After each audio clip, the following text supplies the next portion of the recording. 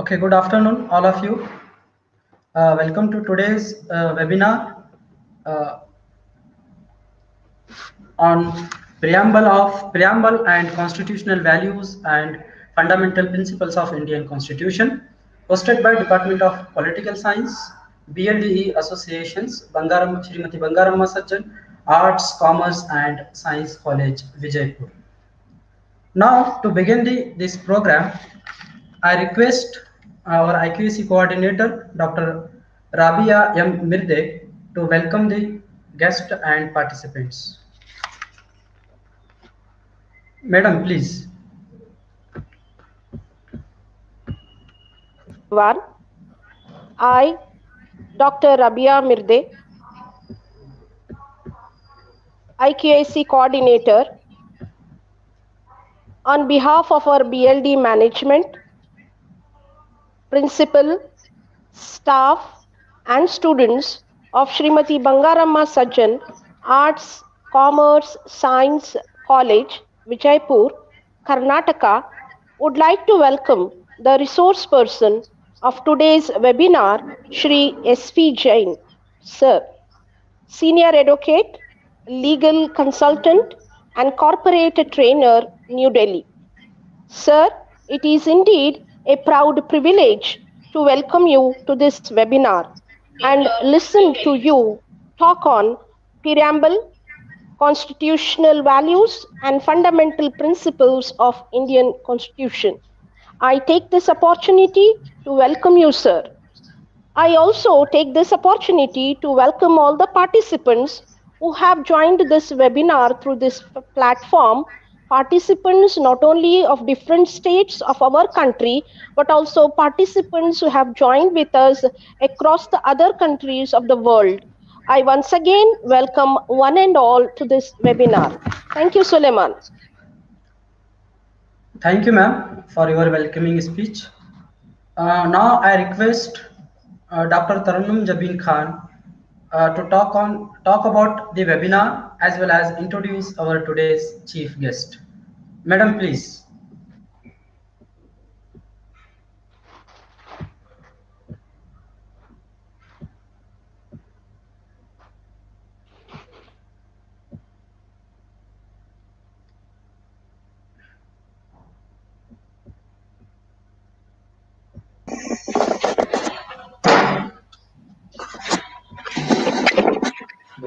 Yeah. Can you hear me, sir? Yes, madam. Yes, madam. Proceed, please. Yes, Good madam. afternoon, everyone. Yes. It is a pride to celebrate the historical day of November 26, 1949, the day of adoption of the Constitution of India. This reminds us of the history of India's independence movement, which led to the setting up of the Constituent Assembly to draft the Constitution for India.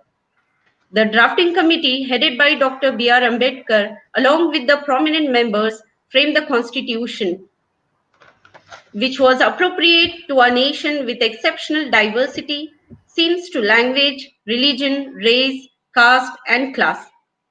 The Government of India declared 26th November as Constitution Day on 19th November 2015.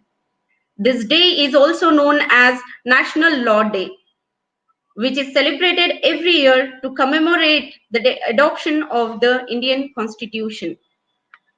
So with this viewpoint, we have organized today's webinar to inculcate the constitutional values and fundamental principles of our constitution and to create awareness among all.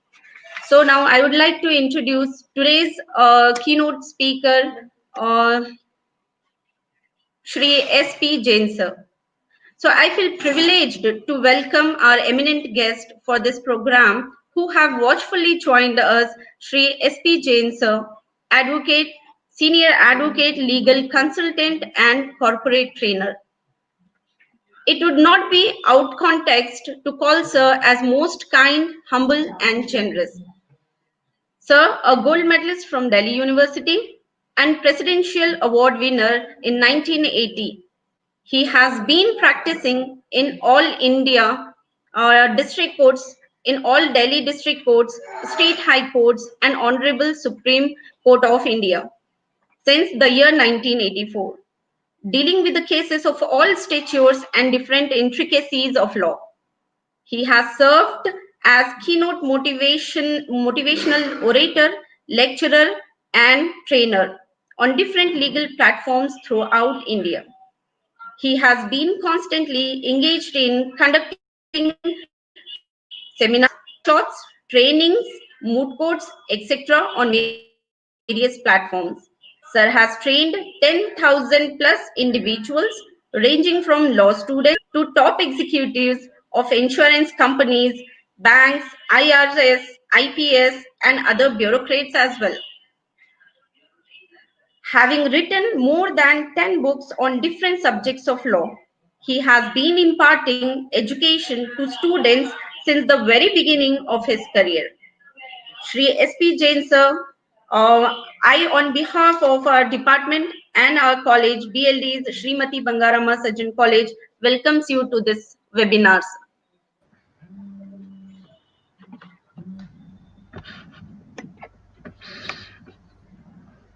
Thank you, ma'am. Now, without wasting the much time, I directly request our today's chief guest, Shri S.P. Jain sir, Senior Advocate. Sir, please. Grateful, ma'am. Grateful, sir. I very respectfully and humbly go before the highest authority, the President Dr. S.J. Pawar, Principal, the IQAC Coordinator, Dr. R.M. Milde, Program Coordinator, Dr. Tarannum Jabin Khan, and Technical Coordinator, Mr. Guru Raj Kulkarni of BLDE Associations, Srimati Bangaramma Sajjan Arts and Commerce College for Women, Vijaypur. I specifically and particularly is thankful to Dr. Tarannum Jabin Khan, who has given me this wonderful opportunity to interact with you and to enlighten ourselves on this Constitution Day. It was only 2 days back, Dr. Khan called me to come for the Constitution Day and to deliver something to the students of their college. It was a privilege for me and I readily accepted the same. And I think this is the most wonderful session we are going to hold on this Constitution Day. Generally, it is think that it is the lengthiest constitution of the world. But at the same time, I think this is the largest gathering, which are only due to the strenuous, regular, and constant efforts of the management of the college. They have invited so many persons to join the session through this video conferencing. This is not an easy task. This is really laudable and appreciable for all the management and the staff members of the college. I extend my heartfelt thanks to all the highly placed members of the management and staff who are deeply involved in such type of activities, and they are holding such type of seminars or webinars in their college. I extend my heartfelt thanks to all the participants also who have joined this webinar. And as far as the subject is concerned, we are going to discuss it in a very lighter mood because this is the Constitution Day and we are celebrating it with pump and show. You all are aware that the Constituent Assembly was constituted for the purpose of the drafting of the Constitution. The word of drafting this Constitution was divided amongst various committees and subcommittees, and different subjects were allotted to the members of the committee or the subcommittee. it was in the year 1946 that the Constituent Committee was formed, and the work to start to draft the constitution had begun. It takes around 3 years to complete this strenuous task. It was not an easy task. Dr. B.R. Ambedkar, he was the chairman of the drafting committee. He was a very wise person. He had expertise in the constitution. It is wonderful to know that he studied 60 constitutions of the world when he became the chairman of the drafting committee.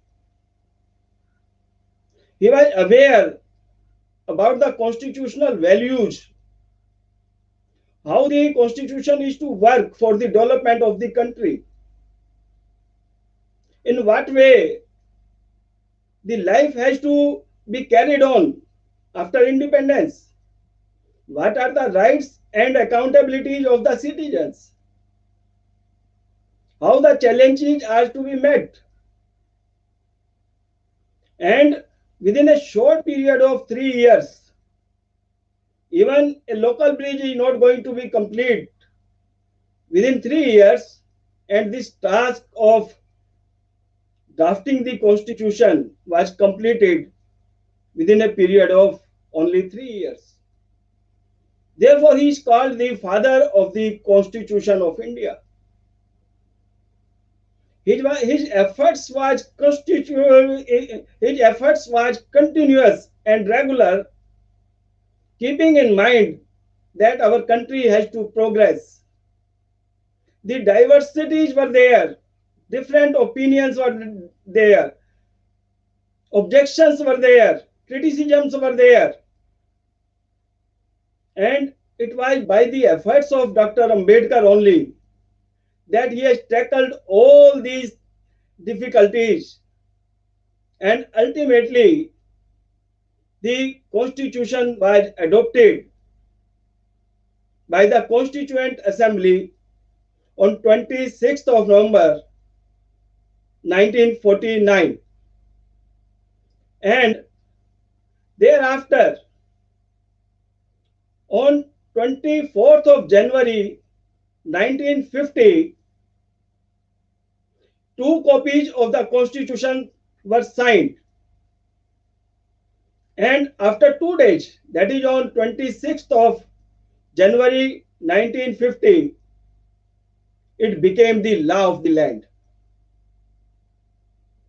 2 months were taken to translate the constitution from English to Hindi. These are very unique things. And if we are going to study the constitution,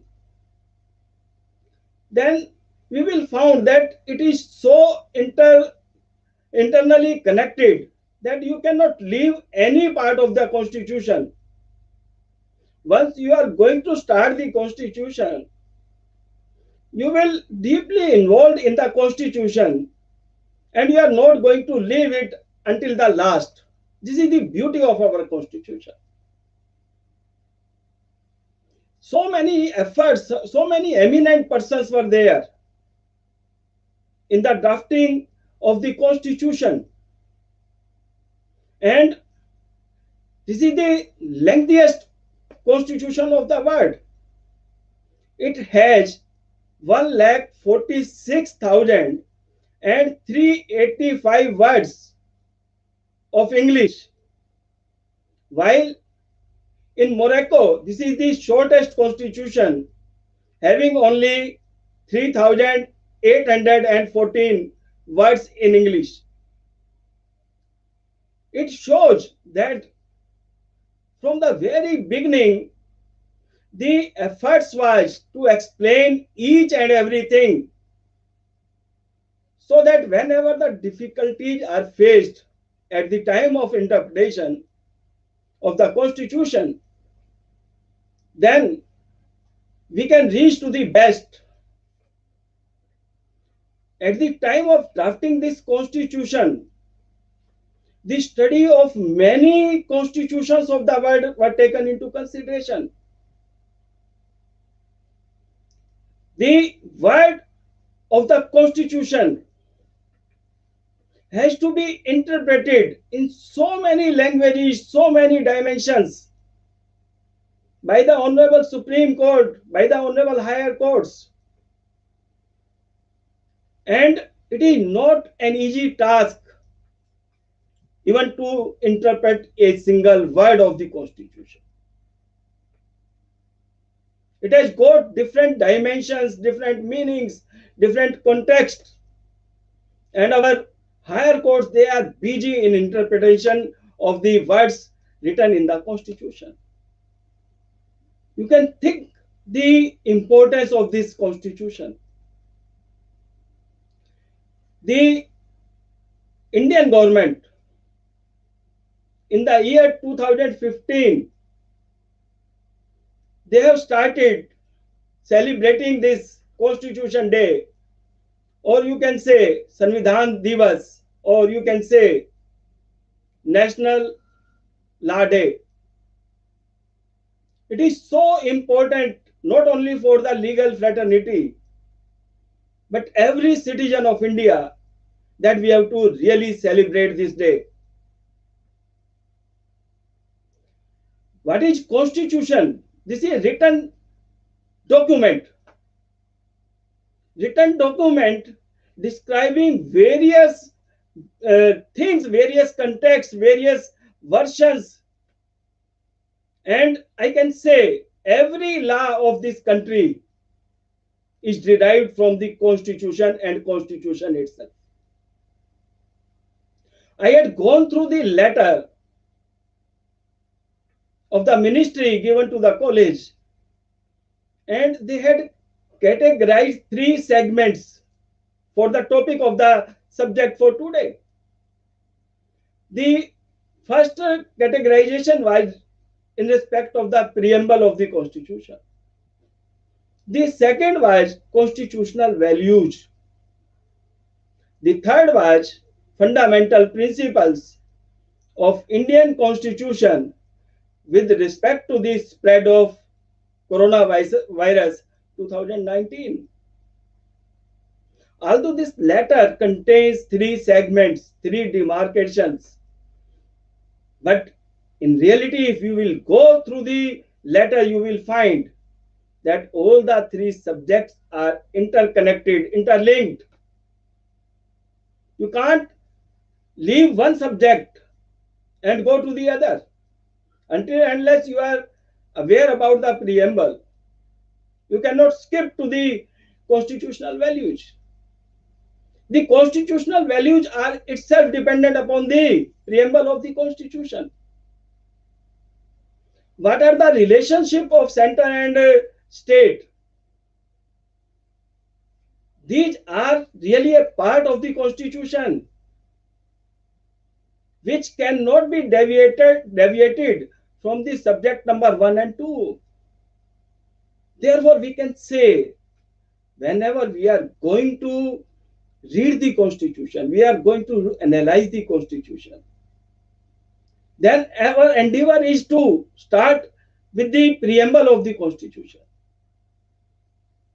What is preamble of the Constitution? There are different stories, there are different dimensions, there are different views, there are different judgments of the Honorable Supreme Court. And once you go through the preamble of the Constitution, you will find that it is cumulative, giving effect to various items which are to be inbuilt, written in the body of the Constitution. Many times this question had arisen before the Honorable Supreme Court also, whether this preamble of the Constitution is a part of the Constitution or not. Whether we can separate this preamble of the Constitution from its basic body of the Constitution. I can say very well that while we are going to read the preamble of the Constitution, it means we are going to deeply dwell upon the words used by the preamble of the Constitution. You can write Mahabharat on each and every word which is written in the preamble of the Constitution. It gives you the insight. What will you find while you are going to read the body of the Constitution? You will find what are the basic structure which is mentioned in the preamble is carried out throughout the body of the Constitution. Each and every word written in the preamble of the Constitution has got its own significance, own importance. Preamble means preface, introduction, preliminary, forward, prologue, etc., etc. You can say like this, that this is the meaning of the preamble of the Constitution. But once we are going to study the preamble of the Constitution, then we will come to know that it really contains the basic philosophy contained in the body of the Constitution. It is in respect of the structure of the governance. It is in respect of the goals to be achieved by the independent India. Our goals are settled in the preamble of the Constitution itself. You cannot deviate it. It shows the aims and aspirations of the citizens of India, how they will be accountable towards the governance, what are their fundamental rights, how they will lead their own life, what type of challenges they are going to face. We can say this is the basic existence of the humankind in this earth. In the case of Berubari, that was a very famous case in the year 1960. You may be aware that when India had become independent from British rules, then there was division of this country in two parts, India and Pakistan. To demarcate which portion will be in India and which portion will be in Pakistan, Sir Radcliffe was called from Britain, and he was called for the purpose of demarcation. He was not aware even about the geography and topography of the Indian state. He was not aware. He did not visit in India at any time. But he was called to demarcate, to divide it between two countries. The purpose was to avoid biasness. There will be no biasness at the time of demarcation. It was a great challenge before Radcliffe. How to divide it? How to divide the nation in two parts? He took the task. First of all, he called for the names of the police stations, or the thanas, you can say in Hindi. He prepared a list of the police stations and thanas. And thereafter, he started demarcating the country into parts. On the basis of police stations, our country was divided. The areas falling in one police station is given to one country. The areas falling in another police stations, they are given to the other countries.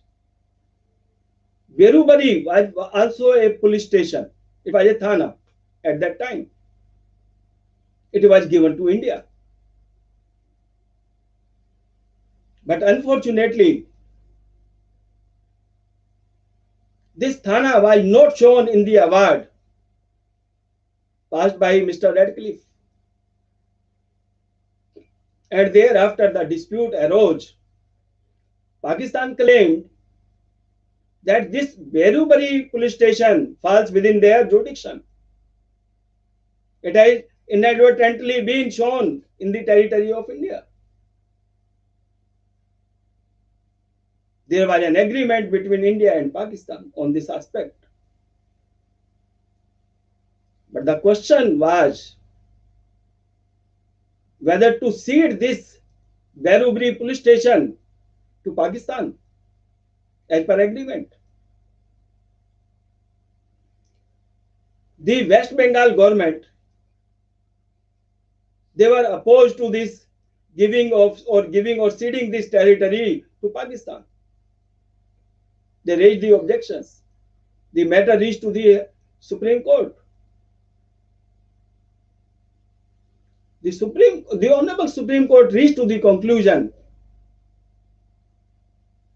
that the preamble of the Constitution guide us how to interpret the various articles of the Constitution, and whenever there is any support required for any word in the body of the Constitution, then we can take the light from the preamble.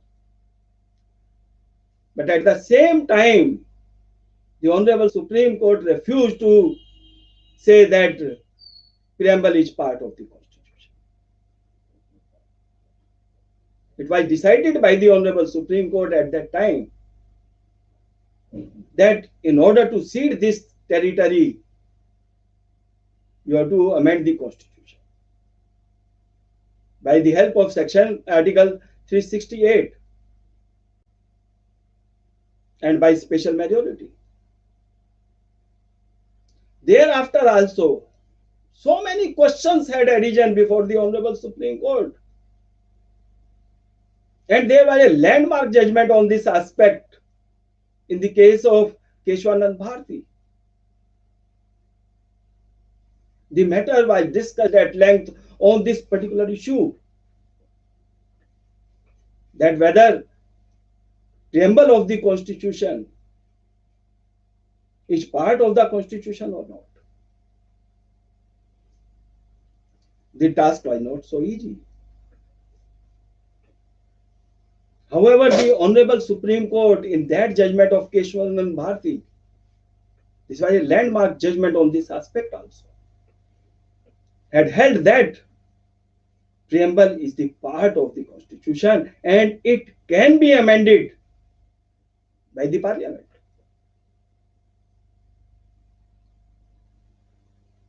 And what are the consequences of this holding that preamble is the part of the Constitution? This is also very relevant. When we are saying that this is a part of the Constitution, it can be amended. But is there any limitation for amendment in the preamble of the Constitution? Preamble of the Constitution says that in India there will be democracy. Suppose by amendment, the Parliament says it will be autocracy, there will be monarchy, there will be a different type of government. Whether that basic structure of the Constitution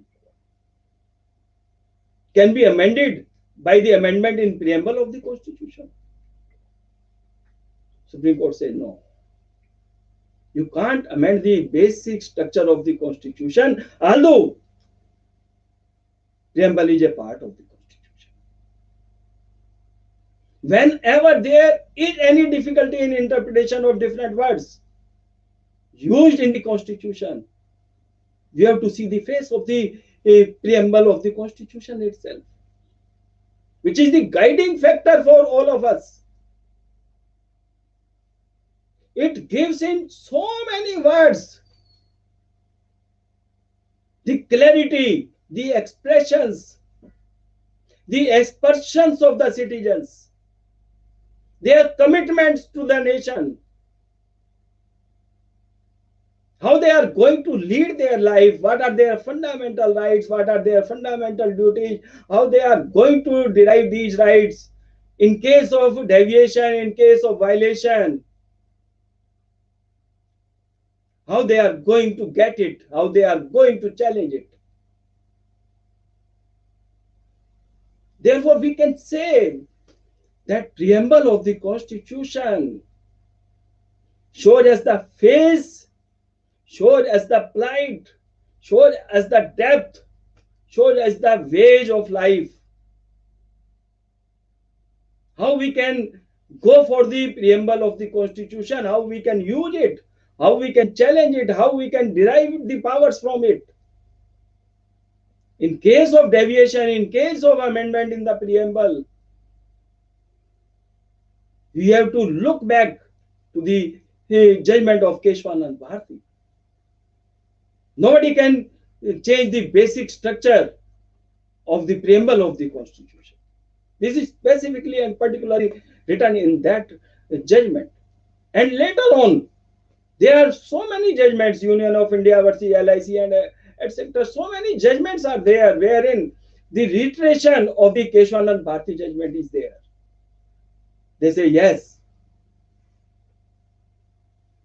the preamble of the Constitution is part of the Constitution. It can be amended, and there is one amendment only, that is the 42nd Amendment.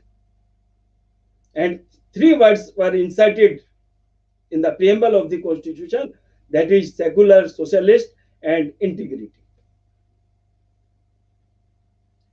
These are the basic words which were inserted in the preamble of the Constitution so that it can be more amenable to the growth of the nation, to the growth of the citizens of the country. They should get the maximum benefits out of these amendments. Therefore, as far as our preamble of the Constitution is concerned, we can very well say that in simple words, we can say whenever we are going to build a house, we have to prepare a site plan. The moment your site plan is prepared, you start feeling what type of house I am going to get after the completion of the construction. Where will be my kitchen? Where will be my drawing room? How I will see the sunlight? Where will be the park? Where will be the parking? Therefore, even if you are going to read only the preamble of the Constitution, you will come to know what type of our body of the Constitution will be there. You will start enjoying the body of the Constitution only by reading the preamble of the Constitution. This is called the heart and soul of the Constitution. Why it is so called heart and soul of the Constitution? Because everything of the Constitution is derived from the preamble itself. We cannot deviate from the preamble of the Constitution. It has got so relevance, so importance, so significantly important that we cannot leave it. The words used in the Constitution are very, very pious words, you can say. You can say, we the people of India. What is the meaning of this? We the people of India. From where we are deriving these words? It simply means that whenever you say, we the people of India, who are going to dictate you, who are going to govern you, how you will behave, how you will be accountable. Generally, we can see that whenever we are going to deposit the fees in a college, take a simple example for this. The moment you want to take the admission in a college and you deposit the fees of the college, now the entire system, how to run the college, will vest either to the management, which is inclusive of the trustees, which is inclusive of the principal, which is inclusive of the reader, the lecturer, professor, etc. The student cannot decide who is going to teach you. It is for the management only. They will say, Dr. Tarannum Khan, she will teach political science. The principal will teach this subject. The student can't say that we are not going to read from this professor or that professor. But while we are talking about the country, the citizens, they have got a right. Who will be their masters? Who will be their governors? Who will guide them? It is their prerogative. They have to choose the persons who are going to work for them, who are going to guide them. Now, they can say, the best teacher is Dr. Tarannum Khan, and we are going to read only by Dr. Tarannum Khan. We are going to study only the political subject from Dr. Khan only. This is a unique feature given by the Constituent Assembly at the time of drafting the Constitution. It is a very unique feature. We are going to elect our government, our persons who are going to guide us. Meaning thereby, it is the liberty of the Indian citizens. They have a say in the governance of the country also.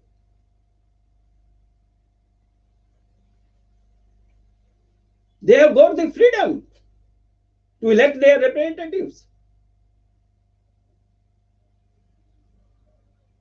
Therefore, there are so many unique things in the preamble itself. We, the people of India, having solemnly resolved to constitute India into a sovereign, socialist, secular, democratic republic, and to secure to all its citizens justice, social, economic, and political, liberty of thought, expression, belief, faith, and worship, equality of status and of opportunity, and to promote among them all fraternity, assuring the dignity of the individual and the unity and integrity of the nation. So many pious words are used in the preamble itself. It gives power to their citizens. It's said in so many words. What is the meaning of, if we are going to take a single word from this preamble, sovereign? You can write thousands and lakhs of pages on this word, sovereign. Sovereign means we are not going to be governed by the foreigners. We are going to be governed by our own government. Nobody can dictate us. Nobody outsider can say to us that you have to live in this manner or in that manner. Our freedom fighters, lakhs and crores, they have sacrificed their life only to attain sovereignty. They have been languished in jail. Crowded jails are there. There was no humanitarian atmosphere, no facilities of any type. They have sacrificed their life only to attain sovereignty. It is not a small thing in life. The attainment of sovereignty speaks itself about its volume, how you can think it, how you can strive it, how you can analyze it, how you can reach to the roots of sovereignty, how you can attain the sovereignty. It is not an easy task. It is the sacrifice of our freedom fighters. Hundreds and thousands of persons, uh, they have been hanged, and they have sacrificed their life so that our next generation, they may live at their own. Nobody, no other foreigners, no foreign rulers, they can dictate the terms on us. Although we may be a part of the international community, we may be a part of the different organizations of international community, but whether they can dictate us, whether they can challenge our government, no. Our own government is there, our own rulers are there. They are going to give the path to us. They will say, this is the government, this is for the people and by the people, and to their end. Sovereignty word is very, very pious because it is collectively says so many other things also, how you are going to lead your life in future, how you are going to attain your goals.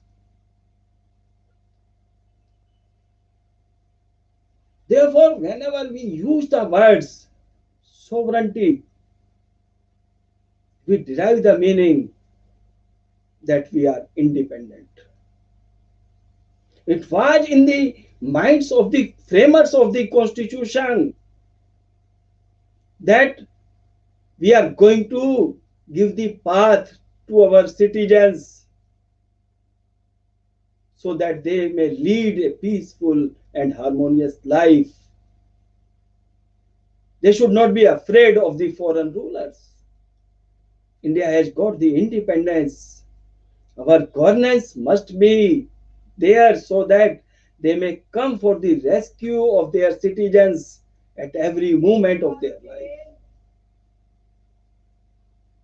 Therefore, it is very easy to say that sovereignty is there. But in case you are going for the word sovereign, then you will come to know that how many lives are sacrificed behind this word of sovereignty, how you have got the sovereignty in your nation. What are the benefits of sovereignty? It is a part of your vein now. You can't think to give this sovereignty at the hands of others. You can't even think about it. You have to see the plight of those persons who have sacrificed their life. Without thinking about the plight of those persons, you can't have the constitutional values of this sovereignty. Very easy to say, but very difficult to go to the root of this word, sovereignty. You know, our constitution is divided, we can say it is divided in three parts. That is the executive, legislative, and judiciary. But you will think, at any time you can think that whether these are interconnected or not. Whether we can bound them in separate compartments. No, it is not possible. Executive is always dependent upon the directions of the judiciary. Judiciary has to interpret the law as per the law formulated by the legislation. Therefore, you can say these are connected matters. Although we are going to get it separated by words only.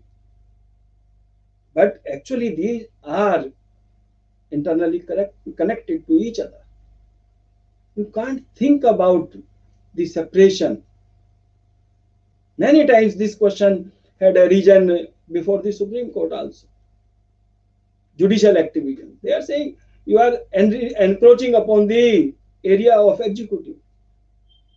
But the Supreme Court said, is there any demarcation for that? You can't imagine when the powers of executive are finished and it is in the domain of the judiciary. There may be a very thin line for that. Therefore, you can't think that these are three different compartments, these are three different segments. You can't say like this. It seems to have been in different compartments, but internally, if you are going to see it, you will find that these are internally connected. You can't leave the one and get the other. You have to think about the combinations and combinations of it. As far as the word socialist and secular is concerned, this was by the 42nd Amendment in the preamble of the Constitution. Originally, it was not there. And the purpose of socialism was to distribute the resources equally so that the power and the money cannot accumulate in few hands. It relates to the distributive system. It relates to the distributive justice. It relates that all citizens, they share equally. The endeavor of the government should be that the resources of the country should be divided in such a manner that it should not accumulate in few hands.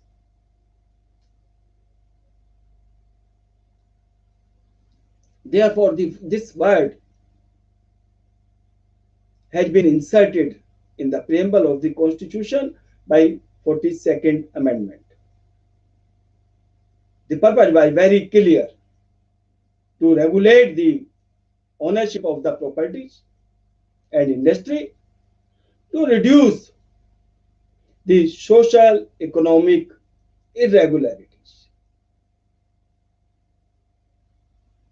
The purpose was every citizen of this country should get the benefit of development, should get the benefit of the resources of the Indian government.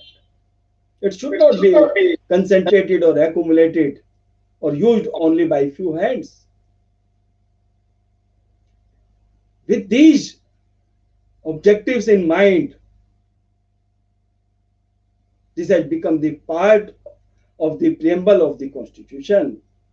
And now when it becomes the part of the preamble of the Constitution, you can say it is now the basic features of the preamble of the Constitution. When it becomes the basic feature of the preamble of the Constitution, you can't change it. You can't say we are going to be of the capitalist government in future. Similarly, the word used is secular. What is the meaning of this secular? There are generally three things are used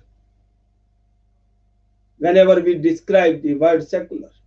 That is profess, practice and propagate. As far as the secular word is concerned,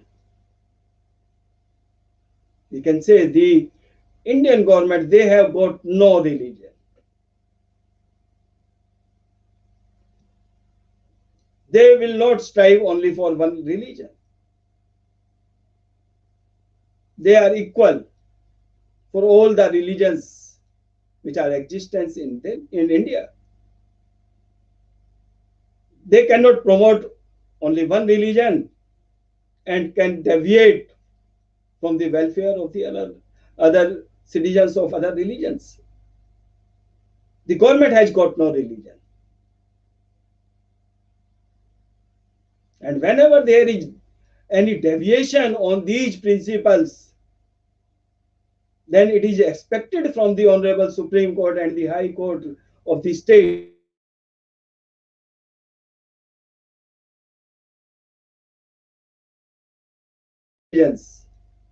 whenever there is any discrimination, there is any violence, or there is any change by intention or non-intention, because we are there only to fulfill the aspirations of the citizens, which are shown and embedded rather in the preamble of the Constitution.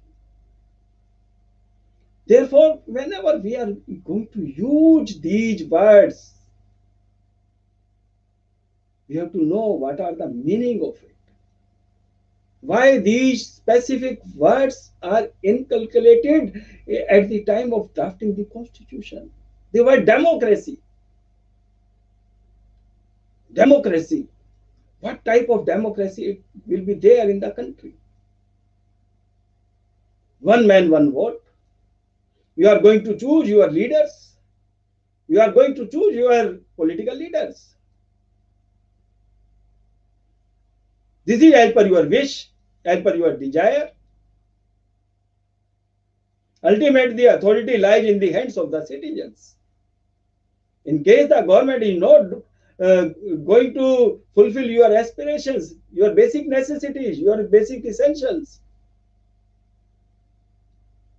then you have a right to destabilize those governments, those ruling parties, those political parties. This has been given in the hands of the citizens of the country itself. They are going to decide their fate.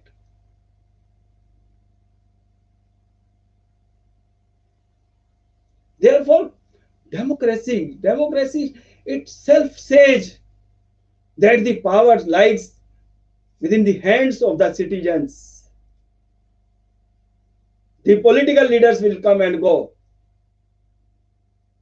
and their fate, their future, that has to be decided by the citizens of India. They cannot strive, they cannot live without the citizens.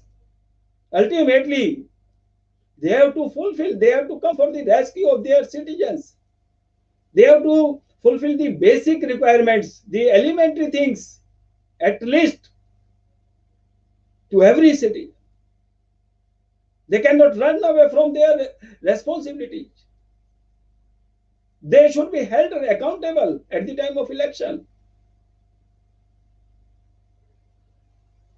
This is the largest democracy of the world. Although it has many times been criticized by the citizen itself. What type of democracy we are living in? So many persons say like this. On the other hand, you will see if you are going to visit for a year or so to any other country, and when you return back, your ideas are changed. You think, no, this is our country. When we reach India, then we feel that we are secure. We can talk to anything within the permissible limits. We are using the word freedom. We are living as per our own wish, our own desires. We are feeling independent only when we are in India. So many restrictions are there in other countries. But here, freedom is on each and every step. Until unless you are going to compare these things from other countries, till then you can't value the concept of freedom, the concept of democracy. These are the cherished ideas which are enshrined in our preamble, that India is a democratic country, the largest democracy of the world. Despite diversity, despite different religions, caste, creed, color, class, any number of diversities are there in India. But still we can say we are living in a democratic setup. We are enjoying the fruits of freedom.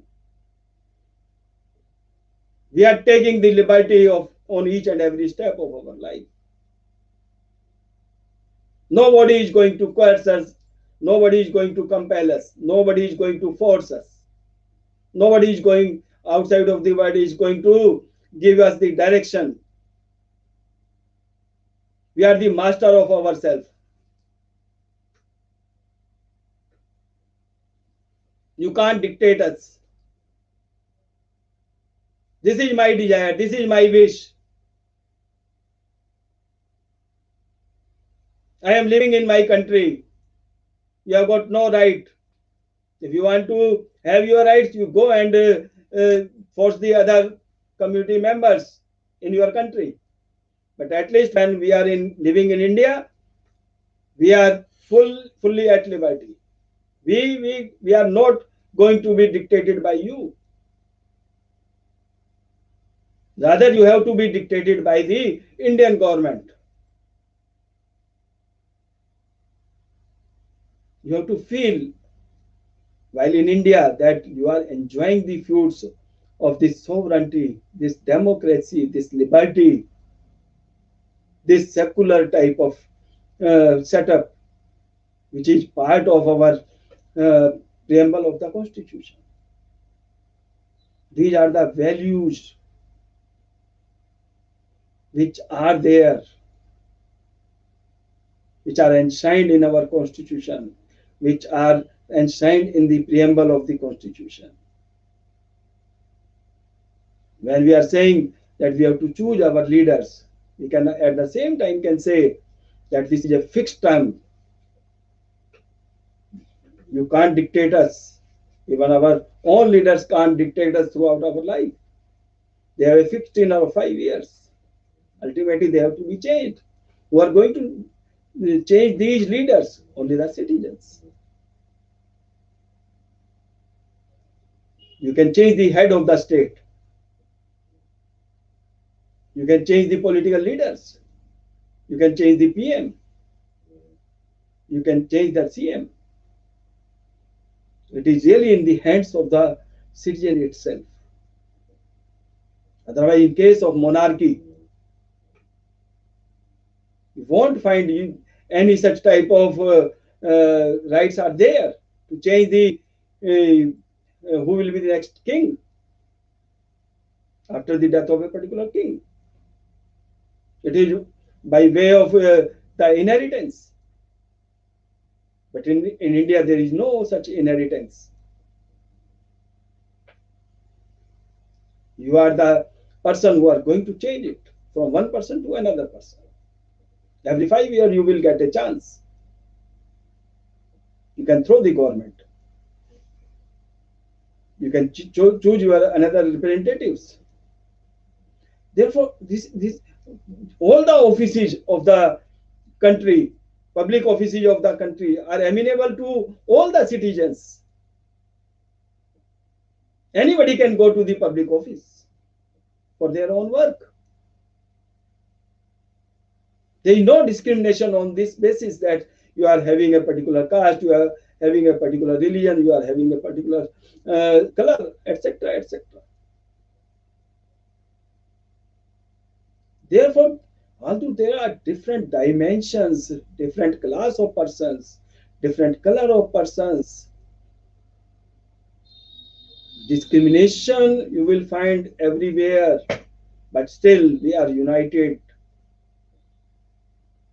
Diversities are there, but we are united.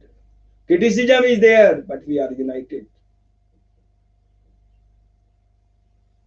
Whenever there is any difficulty, we stand united always. Because this is inculcated by way of our life. The day we are going to born in India, the preamble of the Constitution says, this is the way of your life. And slowly with the growth, you are adopted in this system, that you start enjoying that this is the best system. I am living in such a country. We are proud of it. We are proud to be the citizens of India.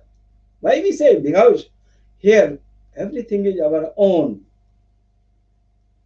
We have developed such type of system wherein we can give the happiness to others also. The word fraternity is used in the preamble of the Constitution. What is the meaning of this fraternity? Fraternity means society, the brotherhood, the neighborhood. We are not to think for ourselves only. We believe in non-violence. We believe in shaking the hands to others. We believe that other members of the group or the near and dears, the neighborhood, the society members, they should also be happy with us. It is not only my happiness. This is the happiness for the entire society. We have to do such work so that the entire society should flourish. The word fraternity, very important word, has been used in the preamble of the Constitution. We can't think about individuality. We have to live in groups. We have to live in society. We have to think about the society. Whenever there is any difficulty to any of the citizens, number of persons runs for them. They stood beside him. No, if you are in difficulty, we are with you. Don't feel alone at that time. Because this is the qualities we have taken from the preamble of the Constitution. When we were born, before that the preamble of the Constitution was there. You are taught the lessons that this is your society. This is not coming from anywhere else. This is coming from the preamble of the Constitution. You have to do the work, not for yourself. The charity is there. So many organizations are running so that there should not be any hunger, there should not be any poverty, there should not be any illiteracy, there should not be any child labor. Why the other society members, they are going for them? Because we have been taught from the initial stage, as per our aspirations, as per our wishes, as per our desires, that this is the way of your life. This is the way of your growth. This is the way of your development. If you have become a millionaire, that does not mean that you are the only person to live in this universe, in this India. No.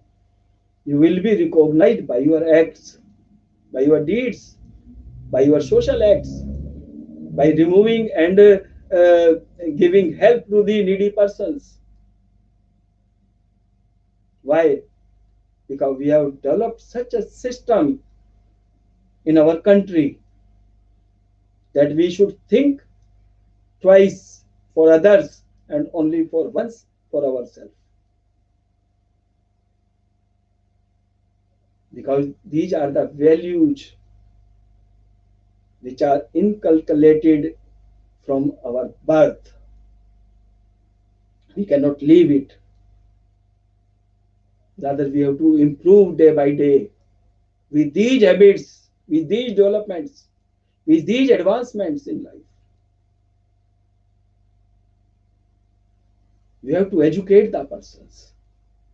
The government is taking their own steps, but individual organizations, non-governmental organizations, they are also going for the help of poor and needy persons, the illiterate persons, the deprived persons. Why? You will find the only and only source is in our preamble. This is the basic thing. This is the basic structure of our country. We are not only to go for the economic welfare, we have to go for the cultural, we have to go for the social, we have to go for the other helping hands. Political justice must be there, social justice must be there, economic justice must be there. So that ultimately, what is the goal to be achieved? The goal is prosperity. Goal is to fraternity. Goal is to that our brotherhood, our neighborhood, our society, our state, our country, they should develop in such a manner that each and every citizen of this country, he may feel secure. He may feel that he is independent. He is living in such a society that everybody is ready for his help. Therefore, we can say that whatever we have derived from the preamble of the Constitution, that is not a small thing. Every benefit of every resource of our nation should reach to the minimum, at least the deprived class. He may enjoy such fruits of our resources. That was the aim and objective of the preamble of the Constitution. And we are slowly and slowly progressing towards achieving that goal. I can say if our guiding factors, they are giving us the right path, then it will become very easy to have success to reach our designated goal, the designated aim and objective. If we are going to miss our path, then it will become very difficult for us to get the desired results. I can say that preamble of the Constitution is the guiding factor. He is showing the path, right path to the nation, to the citizens, to the society, to the individuals. That this is the right path. If you will go on this right path, ultimately you will achieve your goal. You will achieve your objective. You need not to be deviated from this goal. Even if you are going to be deviated from this, then the authorities are there who are going to check you. If you are going to violate those rules, then enough structure is there who is going to prevent you. They will put you on the right track. They will give you the right path so that you may go there and you may achieve your goal by running on that track only. Therefore, we can say that as far as preamble of the Constitution is concerned, it relates to many diversities. Many words are used which are pious words, I can say. And if we may go for the next subject, the constitutional values of the Constitution, then what is the meaning of this value? We have used the word value. What is the meaning of this? I can say the truth, the non-violence, honesty, cooperation, respect, humanity, kindness, harmony. These are the values of the Constitution. And if we are using these words for constitutional values, you will find the same words in the preamble of the Constitution. In one way or the other, what are the constitutional values? Constitutional values are which are described in the preamble of the Constitution. We should be honest. We should be non-violent. We should have peace and harmony in the society. We should cooperate with each other. We should not live in isolation. We have to think about the plight of the others. We have to think about the poverty of the others. We have to live in a good fraternity. What are the constitutional values? Ultimately, the objective of the preamble is to achieve the constitutional values. Constitutional values are itself described in the preamble of the Constitution. What are the rules? What are the regulations? What is the procedure? You will see each and everything. What will be your ideals? How you are going to uphold those ideals? These are the values of Constitution. And you will find these words directly or indirectly used by our preamble also. Therefore, we can say that whatever the constitutional values are there, these constitutional values are part of our preamble of the Constitution. We can't say that these are two different compartments and this is the demarcation. On this compartment, the preamble is there, and on the other, this is the constitutional values are there. No, you can't say like this. Both are interconnected, both are interlinked. What are the constitutional values? You will derive it by reading the preamble of the Constitution. We may go for the third subject now. The question was, what are the fundamental principles of the Constitution at the time of spread of the coronavirus 2019? How we are going to tackle this? For this purpose, I can say that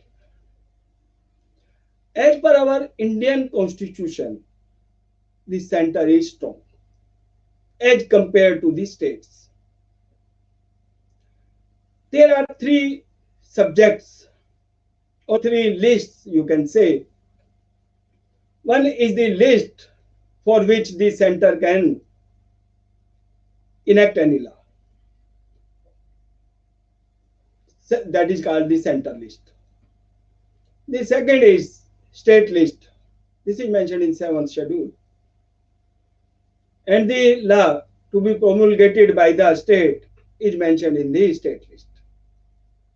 And the third is concurrent list, on which the center or the state both can enact their own laws. Now, as far as you are well aware that after the spread of this deadly virus, coronavirus, many questions were raised about the relationship of center and state. As far as the health is concerned, public order is concerned, this is mentioned in the state list. However, when there is spread of infectious disease, then the center can also enact their laws. Now the question is very clear from the relationship is that in respect of public health, the state is empowered to enact their laws. They have to give their directions to their executives. And on the other hand, when there is any pandemic or there is any spread of infectious disease, then then center can emerge and they can give the direction by enacting their laws. Now, what will be the crucial point when we will say that now this is not a state subject and this is within the domain of the center? If the center says that there will be complete lockdown in the country, whether the states are bound by it or not. This is the relevant question nowadays. Article 248, Article 249, 7th schedule. And if we are going to see the relevant legislation on this, then we will find Epidemic Disease Act 1897 was there. It was enacted in the year 1897 when there was infectious disease of plague was there. And thereafter, there is one more enactment by the center, that is Disaster Management Act. Now, in so many articles, so many criticisms, so many questions on relationship, these questions are asked whether the center can give the direction to the state or not, whether they can interfere in the working of the state or not. Therefore, when we are going to answer this question, we have to see at which point of time you will say that this is not a state subject now and it has come into the domain of the center. Meaning thereby, till the infection is not there, till the spread of infection is not there from one state to another state, center cannot intervene. Center cannot give any direction to the state that you have to act in a particular manner. But once it is established on the record that the disease is infectious, it can be from one state to another, it can be carried out from one person to another. The persons are going by way of liberty to other states also. They are coming from the other states also. And they are carrying with them this said virus. Then whether the center can intervene in those circumstances or not. Therefore, there is amendment in the disaster management. They have formulated certain guidelines for this purpose also. And they are regularly in touch. The center is regularly in touch with the states also. They are giving different time directions also. And something are left at the discretion of the state also. Therefore, whenever we are using these words, that what will be the outcome of the relationship of center and state, then we have to analyze and focus. What is the area which is within the ambit of the state, that is the public health? What is within the area of the center, that is infectious disease? Till public health is going to be affected without any infection, it will remain within the domain of the state only. But the moment it is going to spread from one state to another, it comes within the domain of the center, and they can have their own laws and they can give the direction to the states. You have to do the prevention of this disease in this particular manner or that particular manner. Therefore, we can say at the end that although these are three different subjects which were for the discussion of today's session. But at the end, we will see that these three subjects are interrelated, interconnected. You can't separate it because we believe in unity. We believe in unity despite diversity. Ultimate goal, ultimate aim is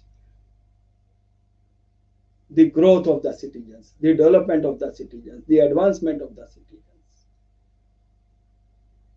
And at the end, I can say we have to take the light from whatever source it is coming. So sometimes you can say that this is a dark area. In case you want to prevent this darkness, if it is by opening the doors, you have to open the doors. If you can prevent it by opening the windows, you have to open the windows.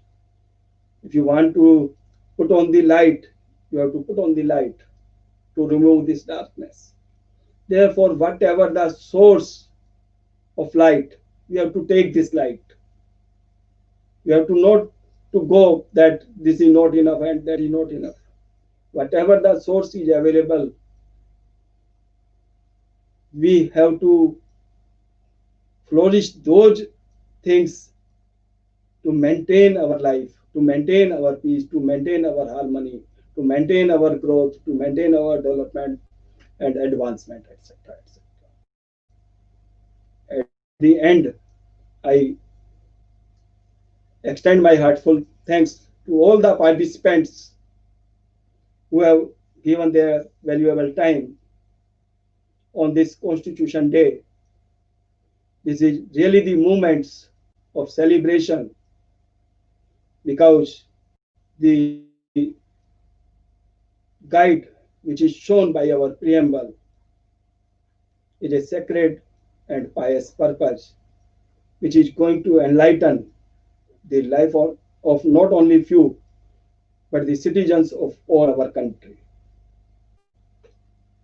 Now I may call Dr. Khan if she wants to discuss anything else. Please, Dr. Khan. Yes. Over to you, Dr. Khan. Okay, thank you, sir, for a wonderful and very informative session. Karunam, madam, can you hear me? Yes, sir. Yeah. Is there any questions from participants? Yeah. Sir, thank you very much for enlightening us with your valuable information. Now, I would like to ask you a few of the questions on behalf of the participants, which they have pasted in the chat box of YouTube link. Yes. So, as there are questions like asked by Saurav Nair, he has asked that, what is your opinion on removal of Article 370 from Constitution? Now, this is a different aspect. We have to discuss so many things for this. Therefore, it is better because it will take time. As far as Article 370 is concerned, you can't say yes or no. We have to discuss at length about these aspects. Therefore, it is better if we may confine our questions relating to these three subjects. Otherwise, the Constitution is very large. And if you are going to discuss on one article, it will take the entire day. Therefore, we have to not to ask such questions in this particular session. We have to refrain ourselves. It is better. It will take time to give the answer. Yes, sir. Yes, sir. Okay. Next question is asked by Suraj Chandrasekhar Reddy. He asked that, does Indian judiciary at present interfere in executive decisions? Kindly repeat the question. Does Indian judiciary at present scenario interferes in the executive decisions? Because in so many decisions, the question has been raised that the judiciary is encroaching upon the work of the executive. They are interfering in the policy decisions to be made by the executives. But as far as the opinion is concerned, it is divided in so many parts. Some decisions are there which say this is not interference, this is for the welfare of the citizens. And when the executive failed to come to the rescue and plight of the citizens, then ultimately it is the judiciary who has to intervene.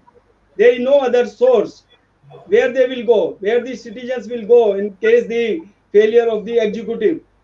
Then they say we are the judiciary only which can come to the rescue of the citizens in case the executive is failure on some aspects.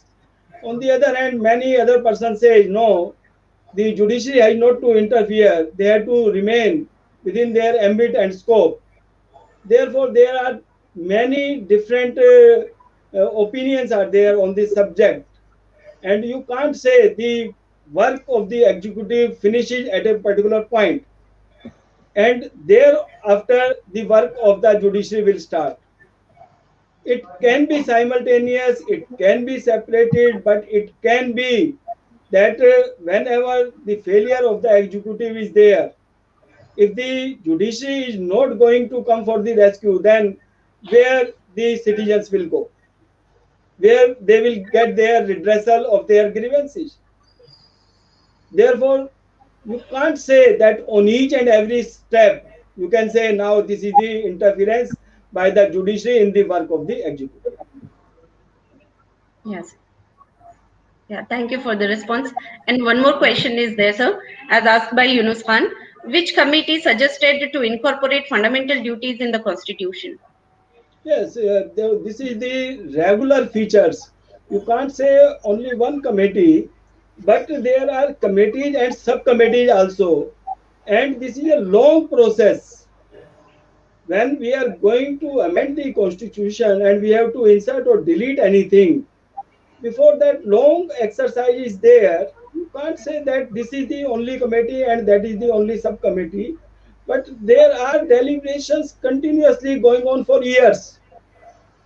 Then only it has to be decided which is to be incorporated and which is to be not to be incorporated.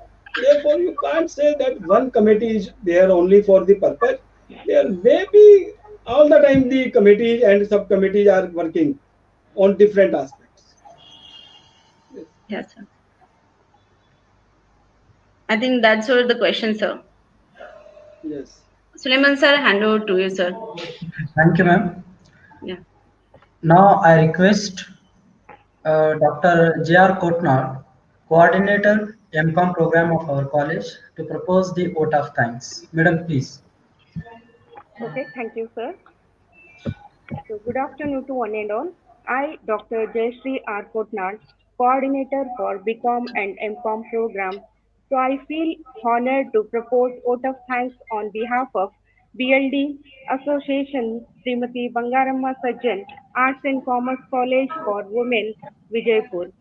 I propose sincere thanks to Sri S.P. Jain, Senior Advocate and Corporate Trainer, New Delhi, for being as a resource person on webinar on the theme Preamble, Constitutional Values and Fundamental Principles of Indian Constitution. Sir, in spite of his busy schedule, Sir accepted our invitation and delivered such a informative talk on the theme. Thank you, Sir. I, Thank you. I take this opportunity to thank our principal, Dr. S.J. Pawar sir, for supporting and guiding to organize this webinar. Thank you, sir. I Thank you. thank Dr. R.M. Mirde, Accuracy Coordinator, visionary woman who always takes such initiatives. Thank you, madam. I thank Program Coordinator Dr. Taranum Zabin Khan, Assistant Professor, Department of Political Science, for successful coordinating this webinar. Thank you, madam. I also thank our technical team, Professor Gurraj Kulkarni, Coordinator for BCA program, and Professor Somsekhar Danyal, Assistant Professor of BCA Department, and also Professor Suleiman Hatrkial, Department of Economics, for the technical support to organize this webinar. successfully. On behalf of all here, I thank everyone who participated in this program virtually. Thank you all once again. Okay.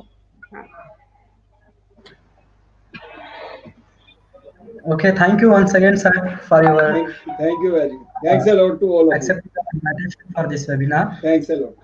We are leaving the studio, sir. Yes, yes. Thank you, sir. Thank you very much, sir. May I That leave you have now? accepted on a very short notice. You have accepted my invitation, sir. I'm No really problem. thankful to you, sir. Thanks a lot. Thanks a lot. Thank you, sir. Thank you very much. And thanks all the participants. Okay, thanks, sir.